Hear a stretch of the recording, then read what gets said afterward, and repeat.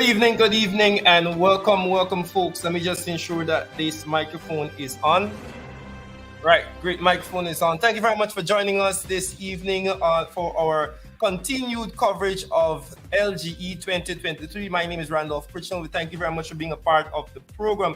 I will be joined a little later down by MP Christopher Jones, who is on his way back from that motorcade in New Amsterdam, thanking the people of New Amsterdam for turning out and voting solidly for the APNU. Folks, we have some issues to address, and we want to ensure that you are aware of what is happening around the country. We know that GCOM has been a bit slothful in declaring, especially Georgetown.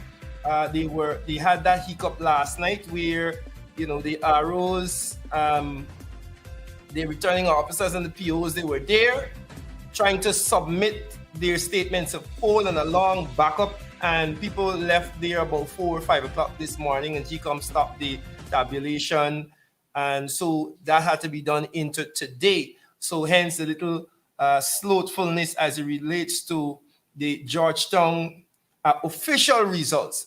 But we can tell you, we'll share with you this evening what is happening. We want to reflect on a few things that would have happened between last night's program and tonight, because we see the narrative being peddled and pushed by the PPP. Now, last evening, as Christopher Jones and we were doing this program, I made it a point to say to you folks that Jack Dio will come tomorrow, right? He actually came right after our program last night on a hurried press conference to kind of push back on the narrative that was already out there. The fact that people knew that they were pushing very hard in these major townships, and they were, for the most part, rejected. And so we saw that continue into today, with, of course, Jack Dio coming and sitting down on his usual tirade to talk about, the fact that the APNU is lying and all manner of things. Well, the numbers don't lie. The numbers don't lie. And so we are going to be talking about that. And I said to you last evening that he is going to come and he's going to parse the numbers and present them in such a way to make it seem as if, there was this big landslide victory. But he unfortunately can't say that. He can't claim that when in those areas that we would have set out to defend our stronghold, we defended it solidly. And so you will hear all manner of twisting and spinning to make it believe. I think Ryan Crawford had it on his page best. You're courting this girl, and and you didn't get a home base, so to speak. But you might get a little kiss or something, and sometimes you don't even get anything in some of the constituencies. But what we warned you about is exactly what happened. Now, let me just say this to you folks. The APNU did not contest in all of the local authority areas. It did not contest in all of the NDCs, right? It did not contest in all of the electoral areas mapped out for local government. And so, by virtue of that, the numbers are at the end result, because I think is region number 9 having a victory party. Now, the PPP in region number 9 is having a victory party. For those folks out there who didn't know, the APNU did not contest in region number 9. So not a ballot was cast. Nobody voted for the PPP in region number 9. Nobody voted for the APNU region 9. There was no contest. All right? By virtue of us not competing, they won by default. And so they're having a victory party for that. And so again, this forms part of the narrative. And I'm saying this, and I'm hoping our people are understanding that you will see and hear things to try and persuade you and to change the narrative. They will want to turn your attention away from for example, the licks that they got in Linden. Right? They will try and turn your attention from the fact that they lost convincingly in Georgetown. They'll try and turn your attention away from the fact that New Amsterdam rejected them also. Right? And a number of those key NDCs in all around the country, where the people said, yes, come, you bring your money, we'll take your money, but we know where to put our X. And so this is what you will hear, this is what you will see. And so we are here to clear up all of the confusion that is happening, all of what you're hearing, all of what you're seeing, and let you know what the facts are. Right. So good night to all those persons joining us on the live. Ms. Durant, thank you very much for tuning in. Let us know where you're joining us from, before we start to get into some of the details. I want the operator to pull up the first. I know we have New Amsterdam on the screen right now. We have New Amsterdam on the screen right now, and that is the motorcade that happened earlier this afternoon.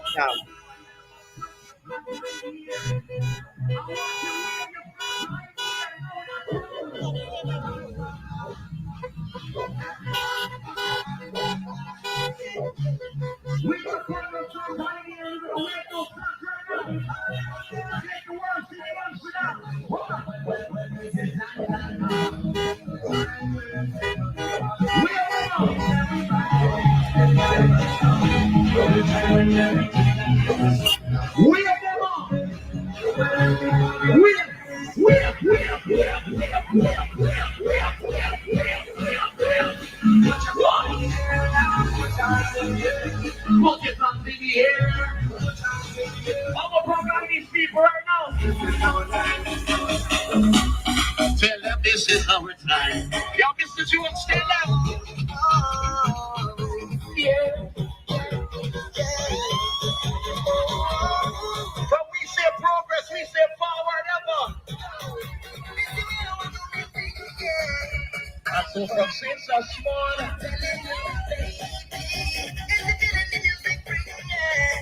I can't believe it's all I whining like a man. What so much you touch me? I come to get your contact. If you make it up for me, it's like a man. I'm not to myself, and I cannot hold it. And I cannot say it. If I stand up, if I stand up, if I stand up, Good afternoon, the community in the area saying thank you, thank you, thank you. You went down yesterday, you would have made the right choice. We going green, we stay green.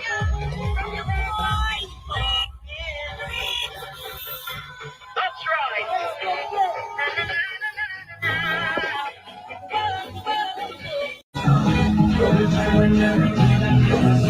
We are them on.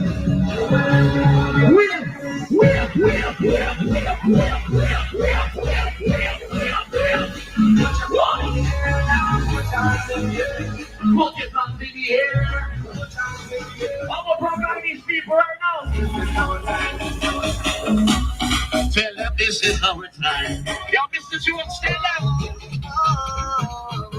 Yeah. But we say progress, we say forward ever. I saw from since so small.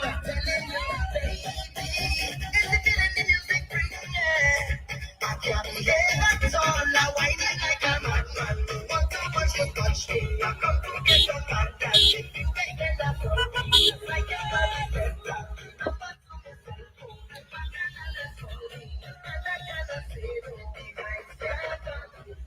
Right, so that, of course, is a bit of what happened there in New Amsterdam today. And we want to say thank you very much to the residents and all of the people up there at New Amsterdam for coming out in their numbers.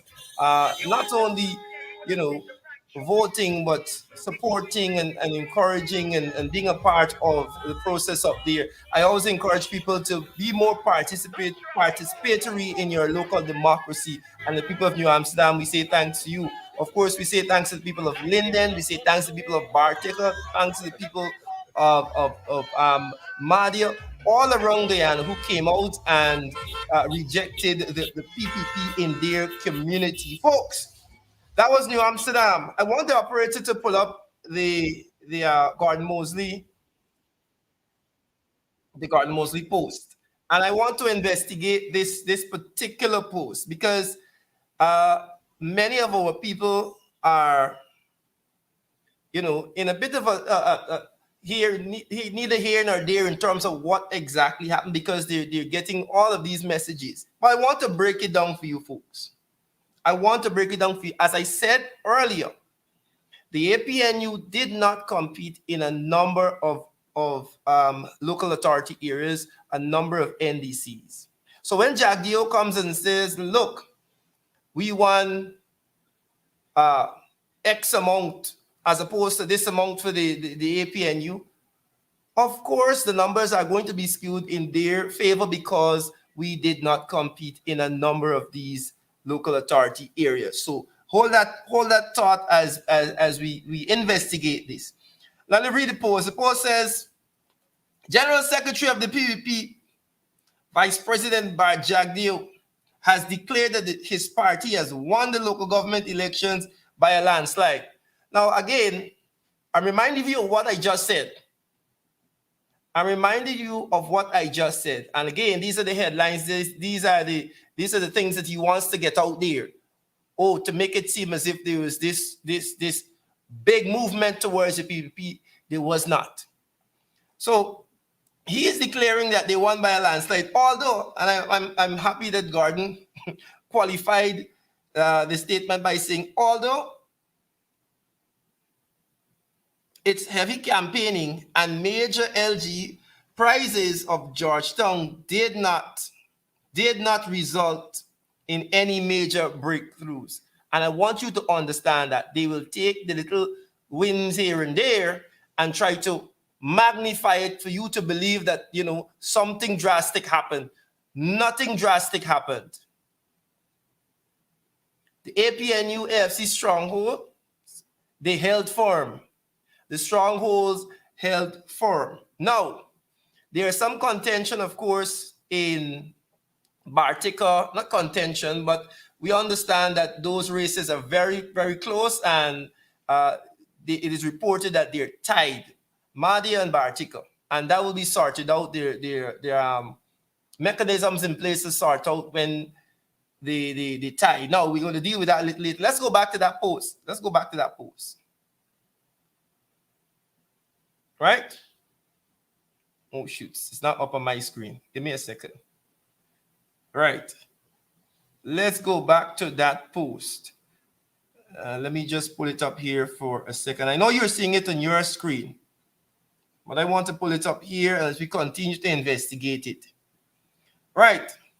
At this press conference this afternoon, Jack Dio said that the party is able to wipe out the APNU. They're able to wipe out the APNU and has increased the voting count significantly in the strongholds of the APNU. Now, New Amsterdam, Georgetown, Linden, granted the race is very close in Mahdia and Bartica, Kokwani, a number of these areas, these strongholds, the APNU held firm. So I don't know if this is what Jack deems a wipeout. And so we are saying to you, do not be swayed by the propaganda that you will see coming out there from the likes of NCN and Newsroom and the PPP. And there are other mouthpieces out there. Do not be swayed by the propaganda.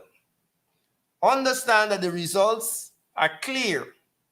Those areas that are traditional APNU stronghold, the strongholds held firm. Right? In the city of Georgetown, as we would have projected last night, we held on to the city of Georgetown. The margin for victory is not very close. It's a wide margin of victory for the APNU, right? Our projection is that the PPP will pick up about one or two seats in Georgetown. And I will say this, for a party that had the oil money at their disposal, the state media at their disposal, voice, radio, TV, print, they had newsroom at their disposal, all the other PPP mouthpieces at their disposal. They had the money to buy votes at their disposal. You would think that they would make some sort of significant inroads into the city.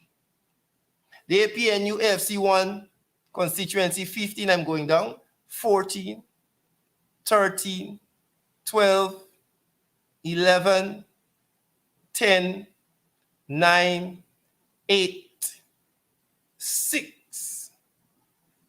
The PPP won 5 out of those 15 constituencies. I was reliably informed, of course, that on the previous council, the PPP held 7 seats.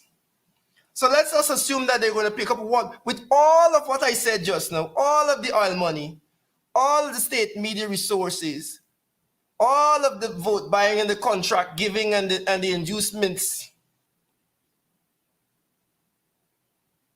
you would think that they would, as Jack Dio put it, wipe out the APNU. But the APNU would have done its work on the ground.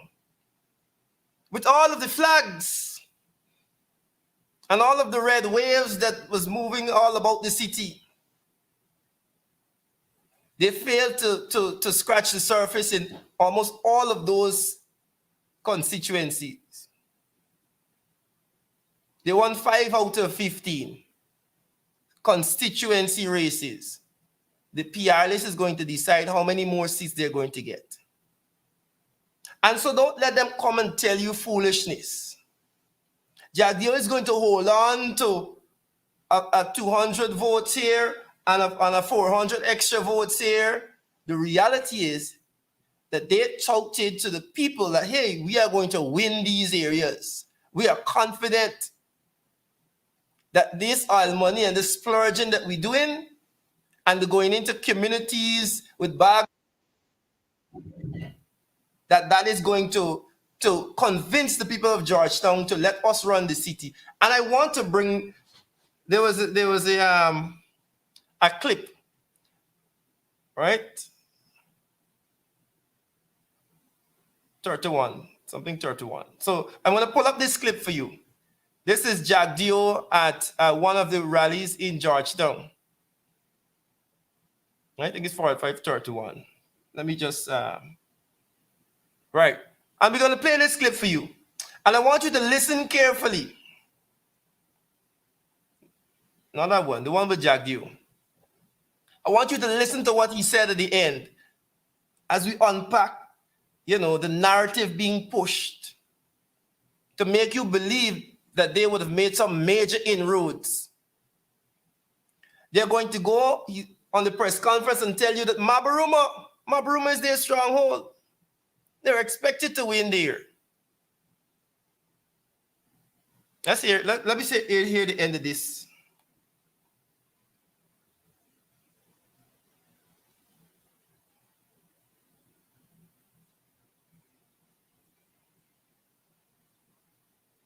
You got it?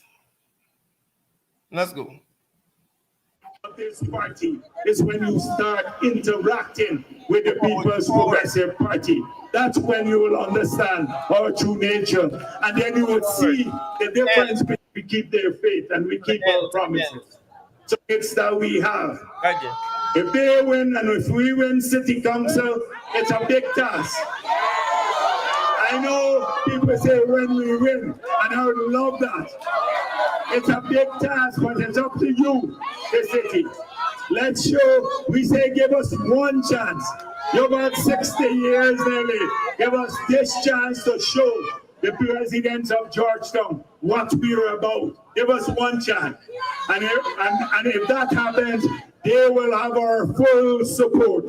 They will have our full support. So everything depends on you now. So thank you very much. Right. Give us one chance, he said to the people of Georgetown. And if you do that, the city council will have our support.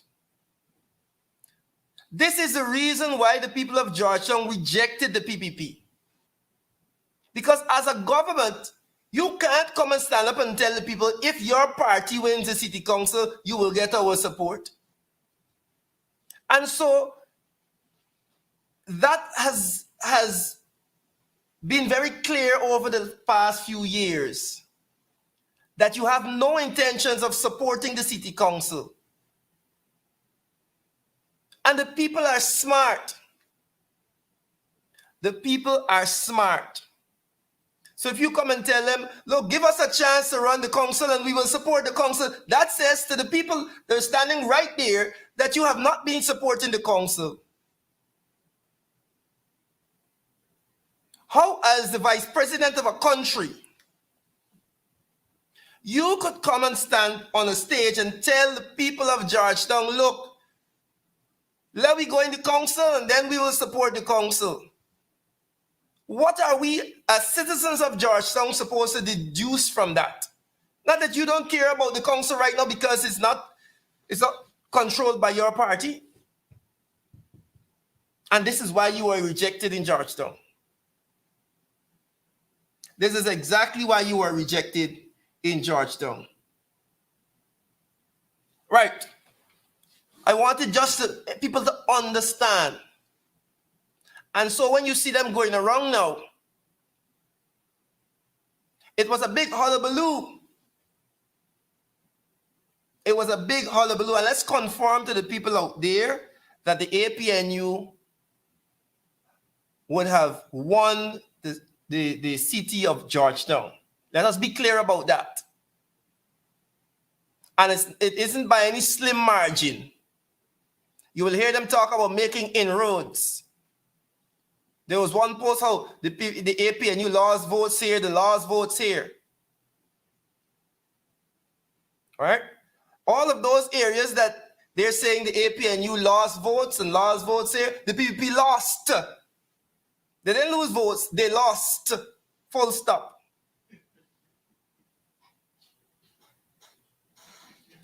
Don't get confused, people. Let's stay focused. Jack Joe is going to be back on tomorrow. And he's going to be back on next day, trying to spin this somehow. Because they had their eyes on the city of Georgetown. They had their eyes on Linden. The president went to Linden to talk a bundle of foolishness about giving blow. Well, it seemed as if the people of Linden give the little blow and then take the money that the sweet man give to them and then go back home to the husband. If there is the case, that take the blow, the little money that the sweet man giving them, the people become like this sweet man. Come just before election like this sweet man. Swoop in, oh, yes, come take this money that we giving you. Come give the AP and you blow with us. And the people said, yes, give us the money. And they went and spent it on the husband, on the family. Right? Every single constituency in Linden went to the APNU. Right? So, don't let me get it twisted, folks. Let us stay focused. I am following some of the comments. People are saying that the APNU, let's continue to do the groundwork. We will continue to do the groundwork. We will continue to be in your communities. Like we went around and he said thanks to the people of New Amsterdam. We're going to be in the other regions, the other towns and the other NDC saying thanks to you for showing us that support. Right? But I'm saying to you, do not be distracted. Do not be distracted. Do not be frustrated with the spin that you will see over the next few days. Understand that in those areas that we wanted to hold and defend, the strongholds held firm. We are still to figure out what is going to happen with the closely contested races of Madhya and Bartika, which are tied in terms of the allocations of seats and the determination as to who will take the position of mayor is one, and I'm not going to venture into the law of it, but we're going to allow the lawyers to deal with that and figure out what the law says about that. I heard that you saying that when Volcan was minister, he decided on the mayor and they are going to stick to that convention. We're going to wait on what GCOM has to say, right? Those were very, very closely contested races in Bartica and in Madhya. So, folks, now let's come back to Georgetown. Let's come back to Georgetown. As I said, 5 out of the 15 constituencies won by the PPP, the APNU winning 10 out of those 15. But Georgetown was the center of a lot of talk. It was the center of a lot of publicity. Georgetown was the center of a lot of notable faces switching allegiance. If I'm not, I stand corrected here. Mr. Malcolm Ferreira, who ran as an independent in constituency is 6, I believe. No, 10. Constituency 10, or Boys Town area. And he would have been elected to the council in 2016, I believe. And he served as a councillor, running as an independent. Not as a part of the APNU, but as an independent. But I'm assuming, in matters on the council, he would have caucused with the APNU. Let's just say that. Now, Malcolm Ferreira decided that he's going to be Wickedy. It's Mr. Wickedy. And he decided to switch allegiance and he decided essentially to give away his independence because he ran as an independent candidate and joined the PPP. I want you to listen to Malcolm on nomination day because we talk about, the narrative being peddled and pushed. Listen to what Malcolm said on nomination day.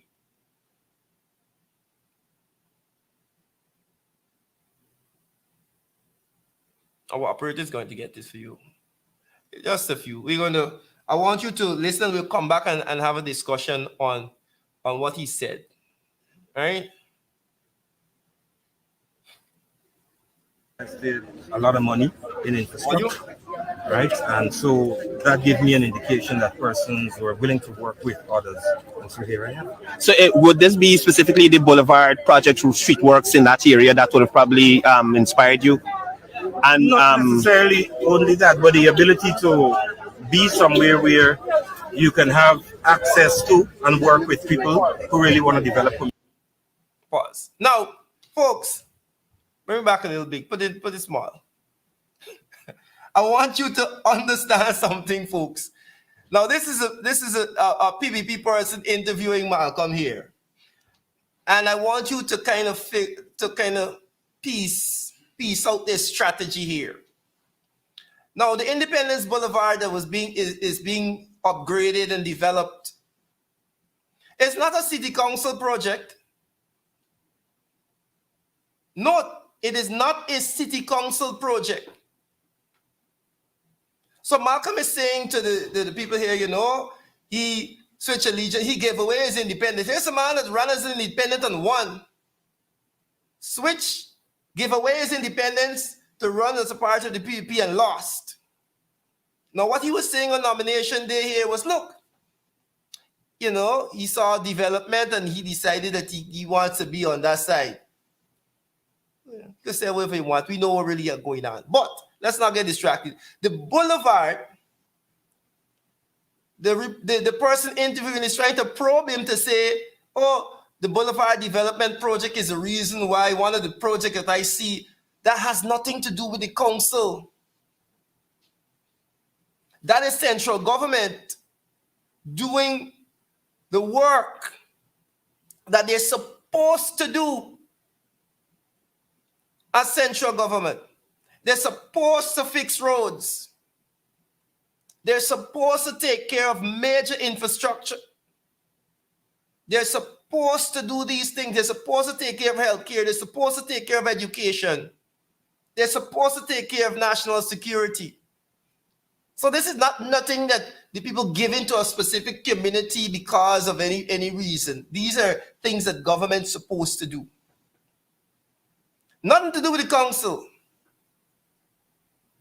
What they would have been doing is starving the council of their funds and then swooping in like the savior.